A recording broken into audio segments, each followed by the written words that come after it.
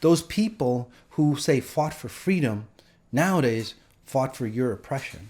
So think about, again, go deeper under the underlying reasons on why people do what they do. In my podcast, Exponential Intelligence, where we teach you how to think, not what to think. Today's talk is going to be on COVID, consciousness crisis, or a consciousness crisis, a COVID case study. Either way, we're in this mess. We got to figure out what the real problem is, and this episode will tell you what the real problem is. Before we get started, a lot of new people, so welcome. Again, we're growing so fast, so thank you for that support. So who am I and why should you listen to me? Well, I've had two near-death experiences. So over the decade that I've been practicing, over 100,000 lives, 100,000 client sessions, transforming lives almost beyond, say, the scope or expectations and limitations of the current sciences. What I've learned over that time, it's not about psychology. It's not about your belief systems. It's not about your logic, or it's not about rules, regulations, laws, or what we're doing. It's about the consciousness that we exist in while we're doing what we're doing. Okay? That's why wealth doesn't satisfy. That's why there's many individuals, and I work, with the 1%ers, the 1% of the 1%, where they have all that, and they're still getting ill. They're still getting depressed. They still have the problems of those people who don't have money. So the same thing. It's not about money. It's not about anything that you do. It's about, say, the consciousness that you exist in, or the simulation that you are rendering yourself as you experience this reality. You change that simulation, you change yourself. Yes, it is the matrix, my friends, and I can bend the matrix to help you transform. Whether it's you, families, societies, the world. So my methods might be, questionable, because it's out of the framework of most individuals, say, concepts of what could be. And that's why my methods work so well. But the results, the bottom line results I get for people, never are. All right. So now that we know who I am, why am I an expert, and why we can, say, understand what we're going to be talking about in just a second on what the real problem is, on why we're having COVID, we'd have to think critically. Okay? We can't be using all this stuff that we're looking at or listening to in media. We have to move away from that. We have to separate ourselves from all this stuff to get a good look. Just like Einstein said. He said that, you can't solve a problem if you're trying to find a solution within the same reality of the problem. You have to, say, step outside of it. And that's where XI critical thinking skills come in handy. By the way, I teach XI critical thinking skills to corporations and the 1% to help them push beyond their limitations. So take a look at the classes on that at masati.com. So if you used XI critical thinking skills, we would realize three key points on why nobody's been able to find a solution to this issue.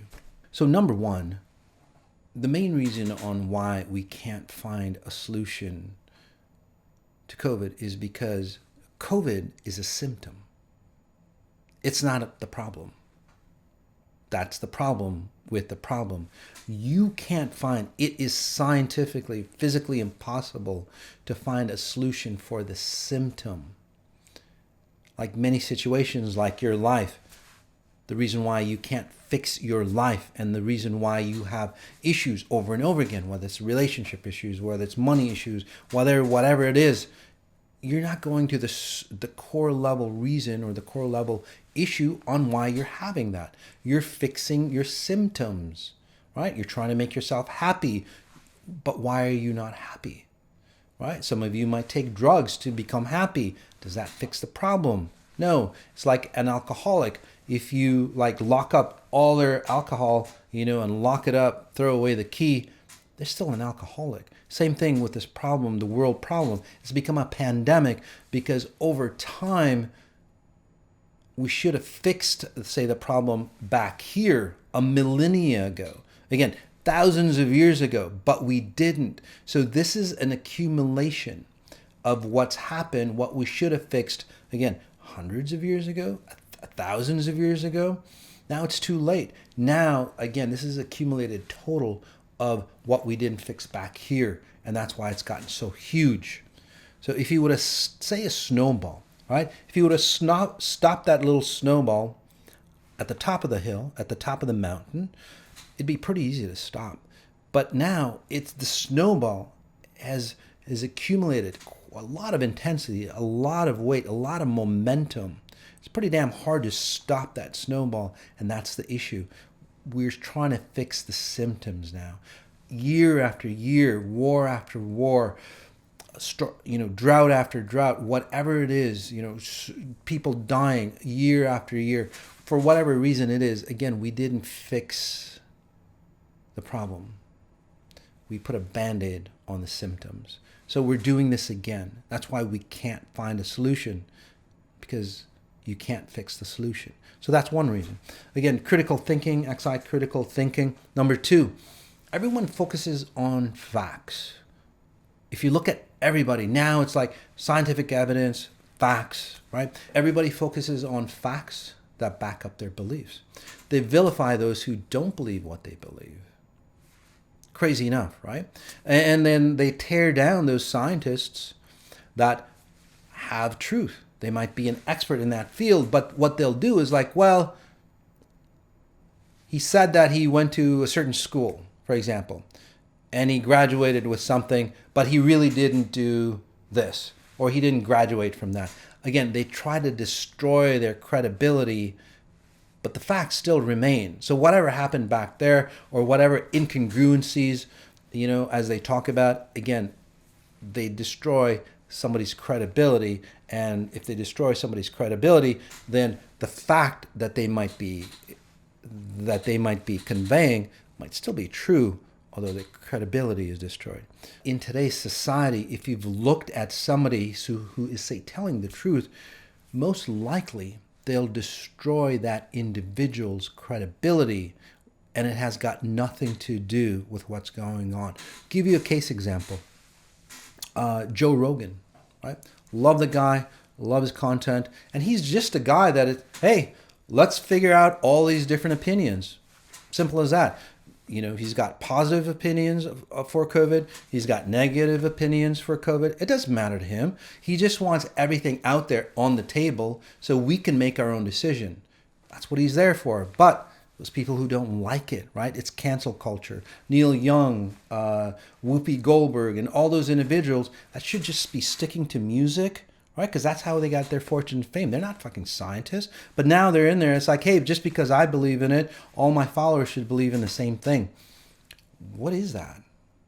It's kind of interesting, right? Those people who say fought for freedom nowadays fought for your oppression. So think about, again, go deeper under the underlying reasons on why people do what they do. Okay?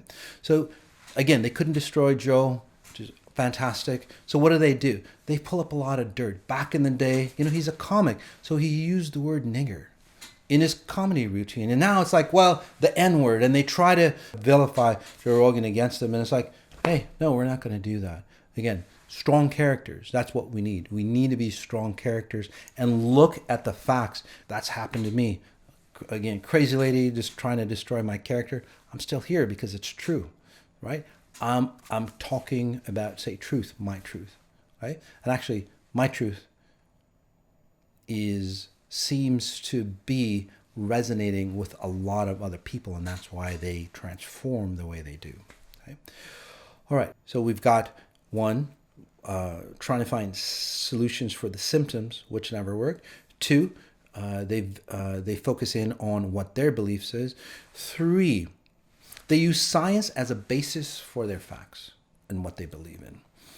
But the problem with that, okay, is that both sides use science. People against COVID, people against vaccines, people for vaccines and so on like that, or masks or whatever. Both sides are using science. So which science is true? If both sides are, have conflicting evidence, then I'm not saying that science is null, but both sciences have to look to a higher level of understanding of that science.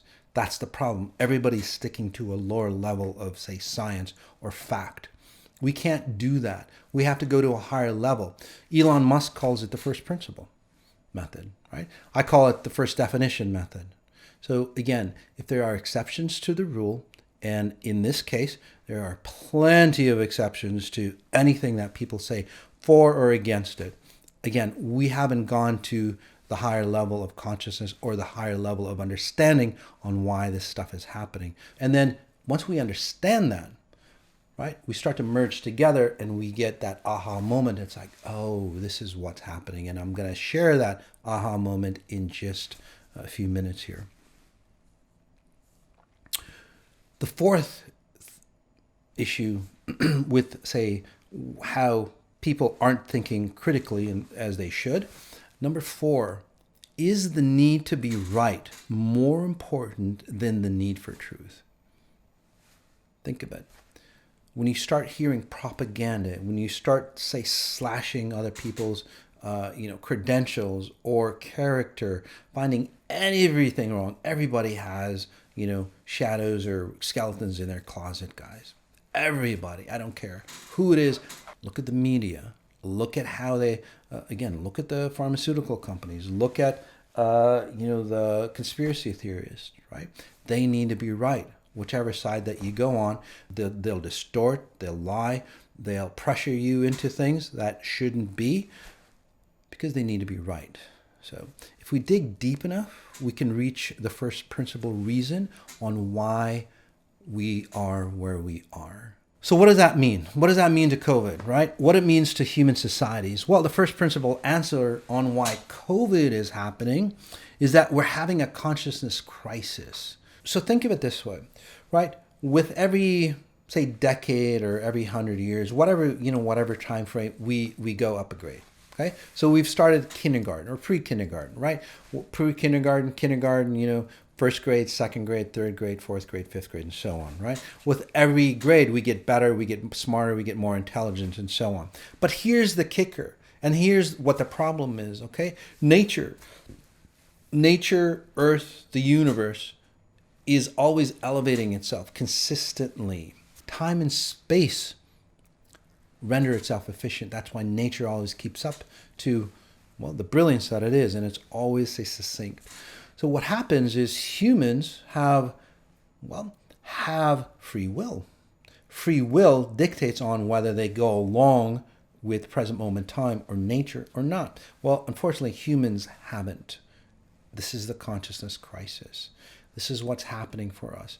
So imagine we've gone from pre-kindergarten and we're elevating ourselves. We're at 12th grade. Okay? We're getting ready for the next jump. We're going to go into college level. That's where the universe is, right? But here's the kicker on all this. Humans, we're a lot slower than, say, the evolution of consciousness. We're stuck in 3rd grade. That's a huge problem. It's a huge problem. You might go, well, what's the big deal? Society or consciousness that you exist in this reality is upgrading itself. So consciousness, okay? So what we're doing is humans or human society is getting forced to upgrade. Think of it. Basically what that means for you and society, governments, the churches, financial institutions and all that is like, hey, you can't run your bullshit anymore. You can't run all the lies. You can't run the control mechanisms. You can't run all of that stuff. You have to get efficient. And whether it's at a institutional level, again, religious leaders, political leaders, financial systems, whatever it is, health systems, or at a personal level, the problem is like, hey, we're trying to solve it from our old patterns or our old ways of solving it, which never solved it in the first place. That's the problem. It's a huge problem. We're not looking at it as, hallelujah, all the shit's coming up, so we can look at it and go, damn, we need to let go of this stuff. That's the key. Consciousness is trying to wake us up. Okay, so we understand how we render or how we create ourselves here. It's not about psychology. It's not about what we do. It's not about how much money we make. It's not about who we are. It's about exposing our weaknesses to fix it. Okay, so we can take that opportunity. It's a great opportunity to look inwards, like many people that practice exponential intelligence. We look inwards, and when we have that inner expansion, we control this reality and we don't destroy it. If you understand where you are in space and time, there is mass abundance that comes into you, because the present moment is the only moment of time that you can create, say, abundance or success, where it will be worthwhile. Outside of present moment time, it becomes very destructive, and that's what's happening in today's society. We're always creating whatever it is, and I'm not saying what we're creating is wrong, it's just that we're creating it in the wrong space. It becomes destructive because it uses our energy. So this goes far beyond being present or being in the moment or anything like that. It allows you to, again, understand how you render yourself here. And once you understand that you're rendering yourself in present moment time, it's a great opportunity for us to awaken, and then you'll see that say COVID or any other issue will not destroy us. It'll just leave us, because we're not running those patterns. Again, we're getting rid of the cause, which gets rid of the symptoms completely, so we don't have to keep repeating it. Hopefully this helps. Look for more informational podcasts on XI, or again, look at Moss on Sundays to give you the deeper explanations or the deeper science on why things happen the way they do and what you can do about it. All right. Peace.